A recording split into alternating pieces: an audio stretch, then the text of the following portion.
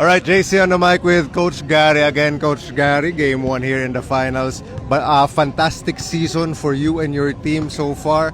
Now in the after that semis win, 5 straight wins for Team Bakakay.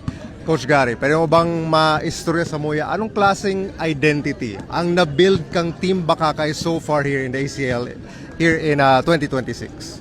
So far kami medyo medyo magayo na so communication and then aggressiveness both on defense and offense in the Yeah. yan.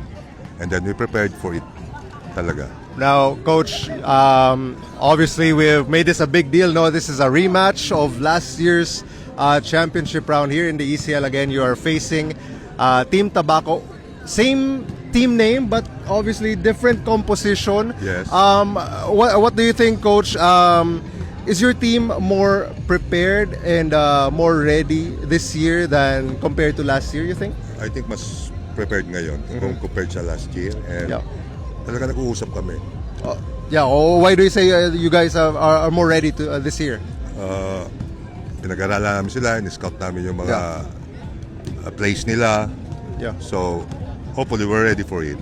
Pinag-aralan namin mabuti. Every details, kumbaga.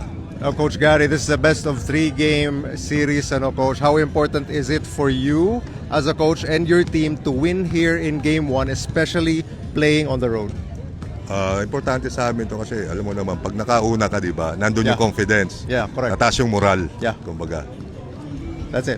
Thank you so much, Coach Gary. Good luck here in game 1. Thank you.